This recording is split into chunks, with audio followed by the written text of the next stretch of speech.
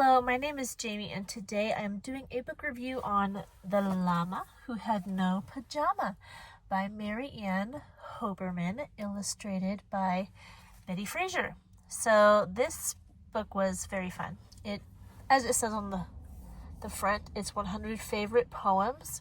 Now this is where I'm kind of confused because it says by Mary Ann Hoberman. So that makes me think that she wrote the poems, but it says 100 favorite poems. So does that mean that Mary Ann just compiled a bunch of poems from different poets? Because if they were all by her, then how would they be favorites?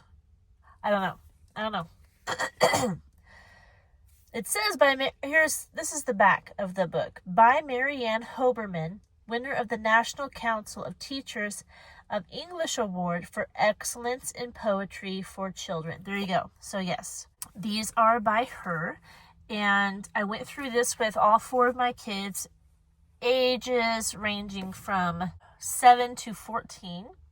And they enjoyed this book. I enjoyed this book. It was a lot of fun. The illustrations are fun. Here's a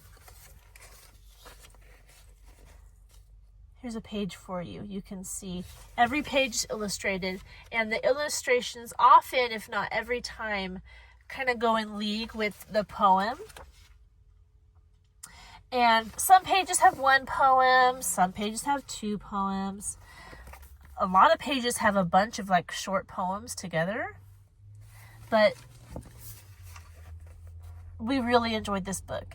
And the poems in this book do rhyme. The majority of them rhyme. So that was another plus. Myself and my kids as well, we enjoy poems more when they rhyme. They're easier to read, they're easier to recite, and they're more fun.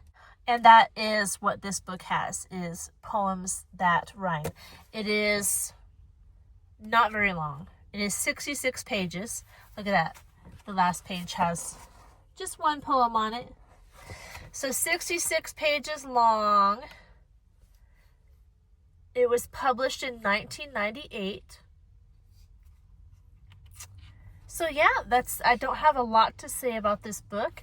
I wouldn't put it in a category for like an age range or a reading level, because I think that anybody could enjoy this book. Poetry is just like that. Anybody can glean from it. I mean, a lot of books are like that. I think I've said that before numerous times on this channel.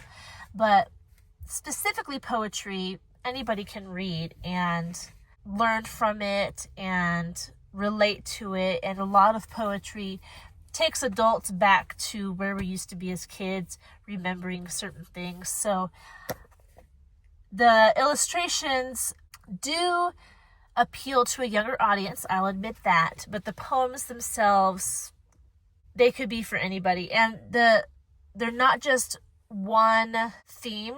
These poems, they talk about animals, they talk about time, they talk about people and weather, and there's this one called Wishes, this one called Whenever. They're fun poems about all walks, all parts of life. So I do recommend it. We enjoyed this. We don't always enjoy the poetry books that come across our path as we go through these books with our curriculum, but this one we did enjoy a lot. So I do recommend it. And I'll put this in the playlist with other poetry books. So if you want to check those out, the other books that we've gone through so far, as far as poetry, we haven't been like gung-ho about all of them, but this one we really did enjoy. So I want to find more books kind of like this that lean more towards rhyming poems, because we like those more. I think the next book we are going through isn't a book that has rhyming poems in it, so we'll see how that goes. But I do have a Mother Goose book that I also want to go through, so we'll see. I don't know, but you should look this book up and read it, because it's a lot of fun for adults and children alike. That's all I have for you, and I hope you're doing wonderfully.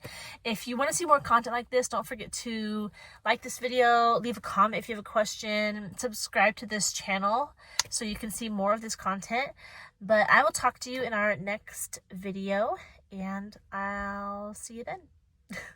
Bye.